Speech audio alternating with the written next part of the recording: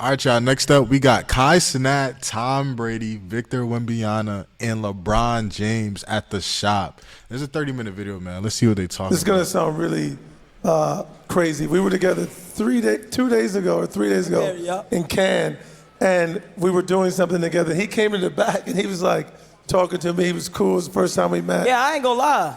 Maverick, forget all of that. I'm a LeBron James! I'm a LeBron! Bro, Kai is hilarious. Hell yeah, this is a great room. Let's get him out here. Maverick and Deacon. New York. For having us today. Mr. Tom Brady. How you doing? Got you. Bro, Victor is dumb tall, bro. 7 what? What's up, Fanatics Fest? Tom Brady, guys. That boy look like he can play receiver now, P. Talking about playing receiver. You look like a receiver now, bro. Really? No, I just look like an in-shape quarterback. Hey, how many content creators we have in the crowd? Bring out LeBron James. I want to see them stand like next to each other. That looks so crazy. Kai with the Dewey. What's going on, y'all? How y'all doing? How y'all doing? Yo, what up, Bro, Kai? this is crazy. New York, make some noise! Kai is one of them ones, man. The way he took off is And our last guest is also another athlete, amongst many things. Plays a little basketball. Still LeBron playing James. basketball, actually. I don't know how much fucking longer he's gonna play, but it seems like forever. Another one of the greatest athletes to ever live. Needs no LeBron introduction. James. Mr. LeBron James.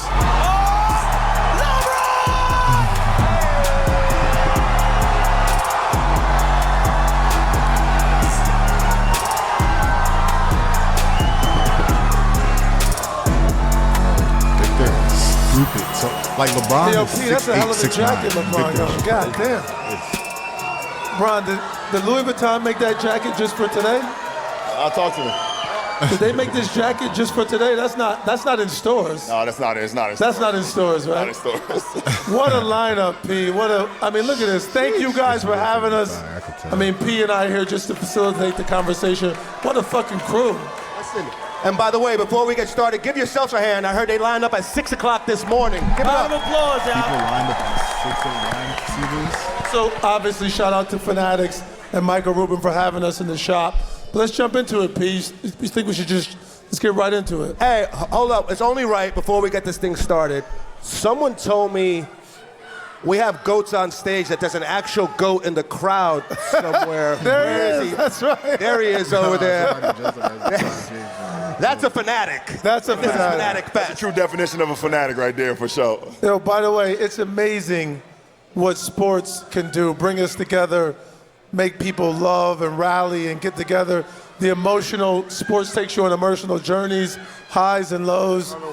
Tom, for you, when did you realize the impact of sports, like what it meant to be an athlete? When did it really, because when we're kids, you're just playing, having fun. When did you realize, like, oh shit, I have a big impact on the world, on people? Well, when we were kids, obviously, I had 3 older sisters that were probably my biggest sporting inspirations, and they were all great athletes, but I saw what it did for our family. For me to be at the ball fields my entire life, growing up and going to women's softball games and women's soccer games, and I was like, that was my entire life. So it was early age for all of us, and then the fact that we got to move on to a professional level, and then to have my kids, be a part of all these incredible moments that I had, but then to experience it with you guys, I mean, look at what sports. Do y'all see that watch on his hand? Sports is doing for us right now. We're coming from all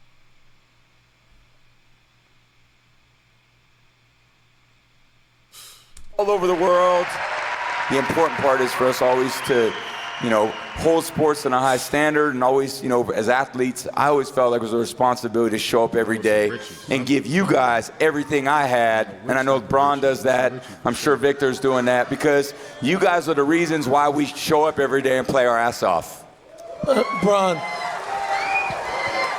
Brian, me and you've been doing this a long fucking time. We've been all over the world, from China to all over the place, all over the world. Does it ever cease to amaze you what sports can do and bringing people together like this and people getting excited And is that why you still play and love it? No, absolutely. I mean, like you said, we've been all over the world, man, and I mean, this is why I still do it. You know, to have people, you know, appreciate what you do. You know, I fell in love with the game because what it did for me and my friends. You know, it brought us together. It kept us out of the streets. You know, it kept us away from harm. You know, so to be able to play the game that I love and continue to inspire you guys and continue to inspire people all over the world, it's the most ultimate thing I could ever do, and I'm always forever and always forever grateful for sure. Okay, and wait, guys, we all want to know this answer. I don't even know. People ask me this question all the time, and I say, I don't know. How much longer, bro? Yeah, how much longer? I really want to know. He's still a young man. Well, I mean, I'm sitting up here with You're still young. You're like 12 played till he was 58, Wait. so I'm 59. 59. 59. How much longer? I don't know, man.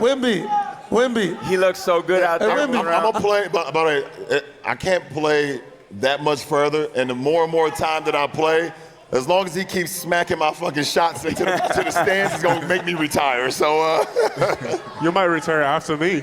Damn. Wimby, how much longer you think he gonna play?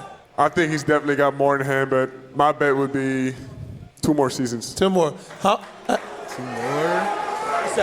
I ain't gonna lie. He's got to make those records true. I ain't gonna lie, chat. I'm thinking like 5 minimum. He got about 5 minimum more years in him. And that's minimum. So like max 6, 7. Truly unbreakable. You got to keep going because like he's worked so hard to get to this point. Now just make him out of reach. So everyone looks and goes, no, I can't even do that. And Wimby, for you, obviously sports has brought you to a whole nother country. Obviously, you played around the world. By the way, in the Olympics, you guys scared the hell out of us. I thought you were going to win that game. You guys really, that was scary watching that game. Yeah. Unbelievable. One of the best games I've seen. But Wimby, what is it for you? What does it feel like for you to be in a whole nother country, playing the sport that you love, living in a city, traveling around America? What does that feel like? And are you loving it? And is it what you expected? Yeah, it's what I expected and more. You know, coming from Europe, basketball in France is not as big as here, and it's the best country here to be an athlete by far. Obviously, by far. Obviously, it's hard being away from the family, and my life is different from even other top American prospects. But hey, I mean, I got the best life. I mean, I'm so happy, and I know it's a sacrifice I gotta make, being away from my family. Love that. Je t'aime aussi. Hey, Kai, I'm a little offended. They're up here talking about greatness. No one's asked you or me anything about greatness.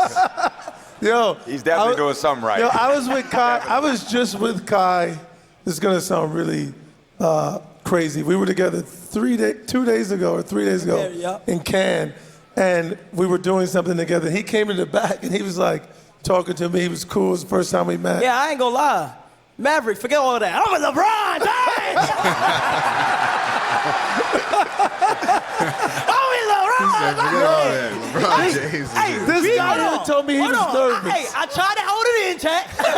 I tried to hold it in, but hey, I'm not about to act like I'm not next to Tom Brady, LeBron James, Maverick, and Wemby. Yo, I ain't gonna lie. I don't even know how I'm here right. I don't even know what's going on right now. Hey, like, Kai, yo, make some noise. Make some noise, y'all.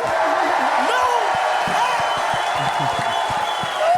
Yo, we in your city. This your city. We had that energy. This your city, Kai. I know I'm This from your New city. York. Yo,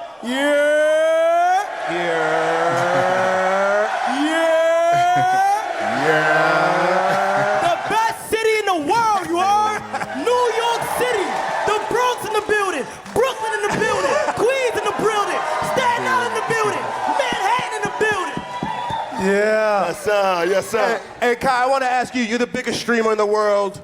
You've had everyone. I know, Bron, you FaceTimed into his stream. You've had a bunch of people in your stream. I think I know the answer to this. Does this get old to you? Do you pinch yourself that you're on stage with some of the greatest to ever do it? Hell no.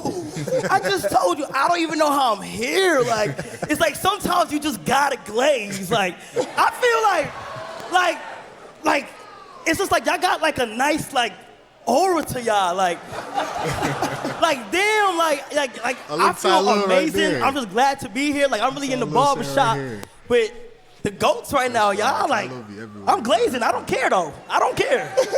Kai, are we streaming right now? Are we on your stream right now? Huh? Are we on your stream right now? Yeah, we on the stream. Wait, hold on. Where my cameraman at? Yeah, we on the stream. Yo, There it is. Yeah, there it chat goes. right there. There we go. That's what I was looking for. My mom is watching. That stream is so big. My mom is watching that stream. For sure, By the way, we were in the back.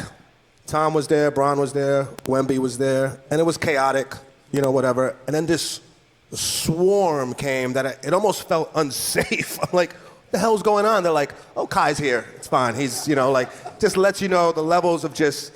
Kai, when did you realize, Kai, that it wasn't just you in front of your camera or computer screen talking to some friends? When did you realize you had a real impact and it was a much bigger thing? To be honest, a riot happened like 3 years ago. Really? 2023. What happened? Downtown. Oh, a lot of people don't know what. Yeah, tell them, please. So let me get into it. You know, try to do a giveaway. You know, I thought 100 people was gonna show up. Ended up being 10,000. It was crazy. Like that's when I knew, like, damn, like I gotta start taking things more serious. I gotta influence. I gotta start being careful with the things I do. So, and I'm just glad to build the relationship that I got with my chat because, like, without them, like, I'm nothing for real. Like, you know, so like they know everything about me. Like we have these memories that I go through. This is gonna be a core memory right here, and I'm just grateful. I'm grateful. I forgot that. God is good. I'm grateful.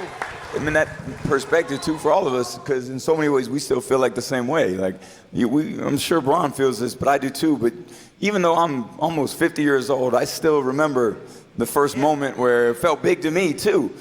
And I think that perspective for all of us keeps you so grounded in life. You meet people, and I think for me now, when I meet all these young NFL players, the only thing I want to do is try to help them be the best they could be. Because when I was a young player, all the older guys did was try to help me be the best I could be. Bro, why does Tom I think so Brady much look of so life young? is when you achieve what you want to achieve, then how can you help other people achieve what they want to achieve? And I think the world changes, as you know. Shamaah, how old is Brady?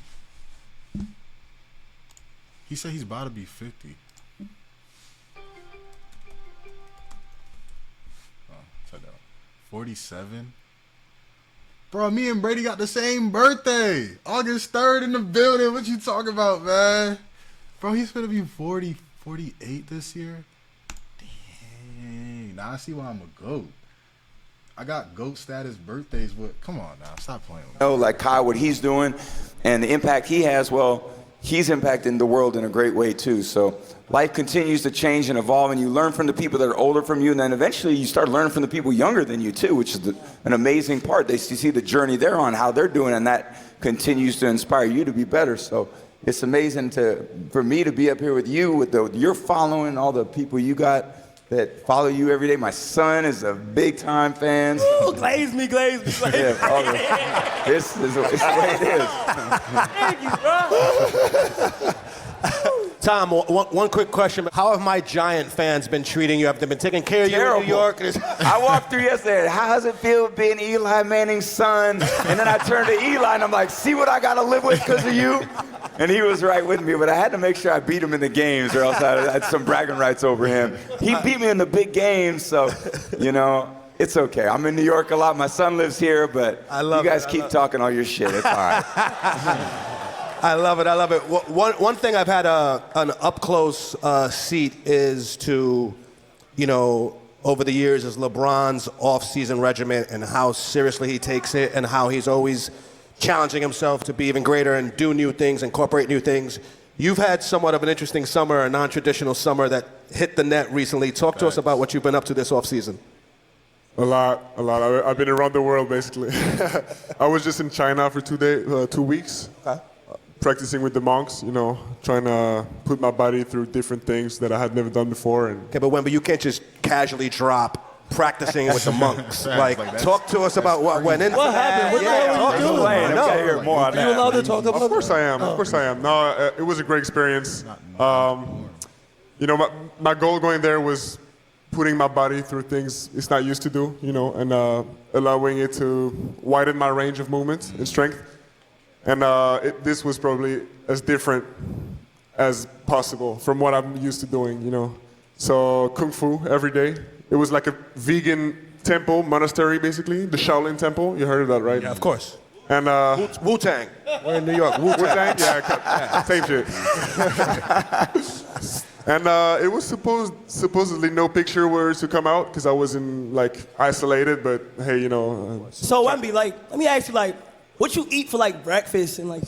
You must have lost like 50. They couldn't feed you enough over there. So the temple is vegan, so there's no meat in there. So like breakfast 5 a.m. was like boiled zucchinis and rice noodles. So I had to get out of the temple, so I made sure I didn't lose weight and actually eat some real food. But it was tough. It was an experience. Anything to get taller, like get height? Didn't work. Might work for you, but not for me. Okay. Hey, welcome to the shop, gentlemen. But you're not ready to shave those dreads. I know. Oh yeah, You're not dedicated like that. Everybody has to shave their hair off, right? Everybody. Yes, it's like it's the first thing we did, literally, and it's about like Buddhism, and I'm pretty sure I'm Buddhist now. I mean, they made me say some things in Chinese. I'm not sure what it was, but it was definitely worth it. I want to You didn't sign anything, did you? All right. I want to ask a follow-up to both Tom and LeBron. We know about your greatness. We know about championships, Super Bowls. You guys are at the top. You're on anyone's Mount Rushmore. How important, you're on their Mount Rushmore for sure. How important a role did off-season play in your careers, your off seasons? I think the off season builds towards those championships. It builds to the accomplishments that you want to have throughout the course of the season. I never wanted to put myself in a position where I came into a season unprepared. So I've always used the off season to critique my game more than anybody. There's not a coach, there's not an analyst, there's not anybody in the world that can, critique my game or critique the way I want to prepare better than myself. So, the off season is all about like retooling, being uncomfortable, like Wemby was just talking about. That was the most uncomfortable state he's ever been in. And that's good. That's great for you. Being comfortable, being uncomfortable. So the off season, when I've won the 4 championships and I've had memorable seasons or whatever the case may be, and even when I've lost in championships, that doesn't mean that I wasn't prepared. I was always prepared, and I think it started in the off season. Let me know what you think, but off-season for me is when you separate from the others, when all the work goes unnoticed and it's your chance to do things others don't put in. Exactly. Yeah, I think when you're during the season, obviously you're around your guys. You guys are building towards one common goal, and that's to ultimately host the either Lombardi Trophy or the Larry O'Brien Trophy. That is the goal. But the off season is where you get an opportunity to actually do more, like looking at yourself in the mirror and seeing ways that you can be better. Your teammates ain't with you that much in the off season. You will get with them at some points throughout the off season, and you guys running routes and working on timing, or your guys getting to the gym and you guys are working on things. But most of the time, obviously it's spent with family, but also for yourself. Like you have to design yourself to how I am going to be great and put yourself in the most simulated moments possible. So when those moments come during the season, postseason, games that's big games. 3 and 4 nights. These guys play on a Sunday and then have to play again on a Thursday. That type of shit. You have to be able to prepare yourself in the off season for those moments. Tom? Yeah, I think it's so interesting for a long time, and I ended up playing 23 seasons. But when I was in college too, I was different than LeBron. And I think LeBron in a lot of ways had a lot tougher path, for me, because there was always such high expectations for you all the time, since high school.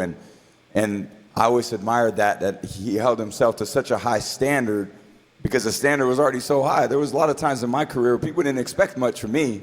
So I had to kind of fight a different way. And then what I realized for me was I had that off season. For me, I made it almost feel like it was, when I was at Michigan, for example, I'm in the off season, I made it feel like I was playing Ohio State. I really did. I had to train that way. And then when I got to the pros, in the off season, I would go through workouts with my receivers, and we made sure the ball didn't hit the ground. So if I was throwing passes to Randy or Julian or Wes or Gronk or whoever it was, if the ball hit the ground, we had a problem. Wow. And there was almost a level of intensity because the only way to deal with the stress in the moment, I can't imagine being at the free throw line, make 2 free throws to win the game or send it to overtime. But for a quarterback, it's always like that 2-minute drill. So you'd practice that 2-minute drill like it really meant something because you didn't want to wait for that big moment to deal with the emotions of the big moment. I always felt like I needed to deal with those emotions all the time. I had to make every moment a big moment. So during the season, it was super important to practice hard and practice well because I needed all those guys that I got in the huddle with to deal with, man, this is big. This is, man, he's going to yell at me. This is going to happen.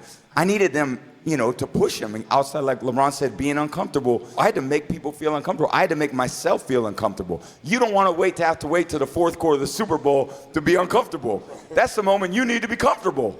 So if you could put yourself in that moment, like kind of in a way predating that, then you gave yourself a huge advantage. I think when I got in those big moments, I felt comfortable because all season long, it was always about when we get there, we can't fail. Hey, this motherfucker ready to put on the helmet again, ain't he? Yeah. He ready. Hey. He got me fired up. I'm ready to go in the huddle. I'm ready to get in the huddle with Tom right now. If you come play, I'll come out of retirement. Hey, you heard it here first. If you and Gronk, we'd have a hard time being beat. Yeah. Hey, Kai, we're talking about preparation. You've played in a couple of celebrity basketball. What's your preparation been for your celebrity games? Yeah. How you get ready? So, You prepared? He's got to be Drewski. I ain't too hard. Before the big basketball game, I get in that gym with my boy Chris Brickley. I put up some shots. With Chris, I make sure, I get my rest, because I try to make sure if I have a game the next day, my chat not gonna get no stream the day before. Chat, I'm sorry, we can't stream. I gotta lock in, I gotta stay focused. I gotta get my rest in, I gotta put my shots up. And all the time, like, I done hear the comparison so much, like, Kai, you play like Braun, you play like Curry, you play like a lot of good people. And I'll be like, yo, like I know, but it's like, before I went out in that tunnel, and I see the supporters out there, I gotta stay focused. I can't let it get to my head. You feel what I'm saying? I can't. But if my girl on that sideline, I'm dropping 40. Hey, if my girl on that sideline, I'm dropping 40. So, but that's how you gotta be. You gotta make sure you stay focused and stay locked in. Kai, one of the things I love about you already is I know you're funny, you have fun, but you take shit serious. And when we were together, you were talking about your university, the Streamer University. So where did that feeling of responsibility and helping others, making sure you look after people, where did that come from? And what made you develop the university? And tell us about it. So I got inspired to do Streamer University by watching Harry Potter. I was watching it, and I was like, damn, this would be cool to do in real life. And I looked at it in a deeper moment and said, damn, I'm at the point where it's kind of like where the platform I stream on is like I'm my own platform in itself. So I can help somebody that's in the same lane as me that might be smaller and give them a chance to shine light. Because I feel like there's a lot of talented content creators. Everybody who in here that do content, y'all know how hard streaming really is. But I feel like the talent sometimes, like, if it's in front of the right people, it's gonna go crazy. And Shamaah University was a time to bring big creators and small creators, put them in the same world under a college simulation, and get them to like learn different things on how to stream better or how to budget their money and do smarter things while they're trying to become the best creator that they are. And what made me happy is helping them. Like, I'm at the point where I'm like, just helping somebody else out feels good. It feels great. So it's like, why not? And I just loved how that concept did work out, and it did do good. So. Hey, Kai, I don't know if you realize you actually do have something in common with LeBron. You're both sending people to the University of Akron to get an education, as you are through your LRMR Foundation, and you are as well. So it's funny that you say that, because I wanted to stop by that school. I got to go visit. I want to go like stop by that school and go say what's up to them. Always welcome. Always welcome. For sure. Victor, in the NBA, have you found other players, older players, being very helpful to you as you've taken this journey of becoming an NBA player? Yeah, more and more. Last time I saw Braun, I told him I had some questions for him. I have a note on my phone, with questions I need to ask you guys. KD, Braun. I had the chance to talk to Jokic for like 45 minutes at All-Star. And I'm taking notes. Like when I'm told something, I don't forget it, and it's super precious for sure. Is Kai on that list? Yeah. I got to hear what jokish advice he gave you. Because everything he said, I'm like, really? Very smart. It's quite a bit Very different. intellectual. Let me see that notebook. Exactly. I want to see that. I'll show you for sure. Exactly. Tom, you still get calls from quarterbacks in the league now? You still help out? Yeah, all the time. Coaches, owners, general managers, quarterbacks, receivers. So, yeah, I feel like I have a great relationship with everybody. And again, it's like, how do we keep elevating sport? And you obviously feel that way about basketball, and you're trying to help streamers. And, you know, I want to continue to see football get better and better. And I think good thing about being on TV, I get to broadcast the games on Sunday, is like, I get a great voice when I don't see it being done the right way. You know, and guys not playing the right way and coaches not calling the right things. And it's a fun thing to be able to do, because I think we all want to see everything continue to get better and deliver the product of football, the games getting better, the better decision making, and guys playing longer, less injuries. And I just think if you can do that, it'll continue to get better and better. I love that. Tom, any advice you could give, you know, to a young man at the beginning of his journey, right? You having maybe the most successful career we've ever seen in football and in sports. Any advice that you'd wish someone had given you at this stage in your career for Victor? I feel like I'm, pretty bad at like advice, because everyone's going to find their own path, and in the end I did what I felt was right for me.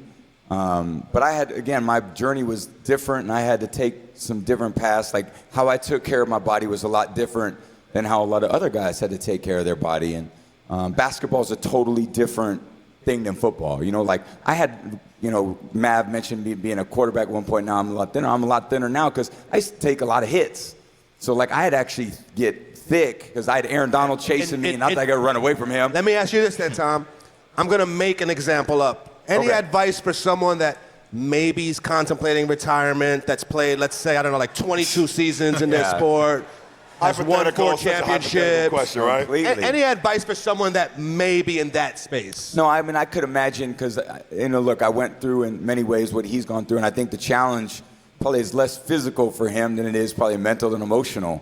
And he's got a lot of other things tearing at him, and there's business things, but his children, and now that Bronny's playing, and Bryce is getting older, and he wants to be there for his family, and there's a lot of family demands. And I think the challenge about getting older as an athlete is like, for all of us, and everyone in here is working, and your work is really important, but so are other parts of your life too. And then you have to make a choice as an athlete, because you don't get to determine when the games are when you're a player. You got to show up and play when they tell you to play.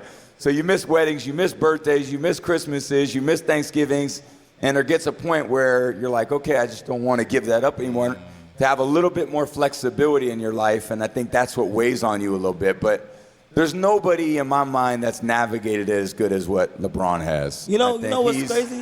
What he's done in basketball in this age, with all the pressure and intensity that's been on him in Olympics and, the different teams that he's been on, and he's always done things the right way. He's always risen above all the noise and the BS and continued to deliver. So you're witnessing the greatest ever, and I hope you guys all appreciate that.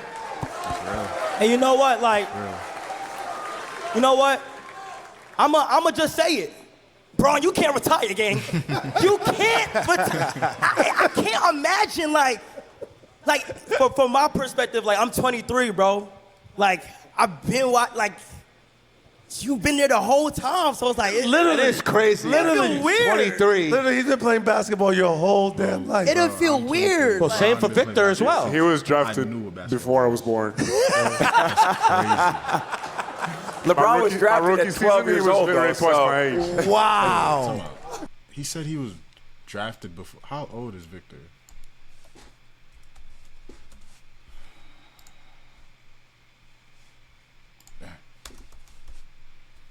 Victor's 21. 2000. Bron got drafted in 2003. Just think about that. Wow. So, Kai, how many more years he got to play for you? Because it's up to you, really. 10 more. I'll say 10 more. That feels fair. Is 10 more good for you guys? Yeah. 10 more? I work a while. 10 more? There it is. It's done. On the shop, 10 more. Thank you, New York. Thank you, Fanatic Smash. What you stretch it out, Bron, for 10 more? We're out of here, man. We're out of here. Thank you guys so much. Appreciate y'all. Appreciate you guys so much. Thank you so much. That was a great video. That was a great video, man. That was great vibes, great energy, great people. 2 GOATs, like 3 GOATs, really. Kai up there now. Kai is one of them GOATs in his category, you know what I'm saying? But all right, bro, let's get into it, man. Let's get into some more videos.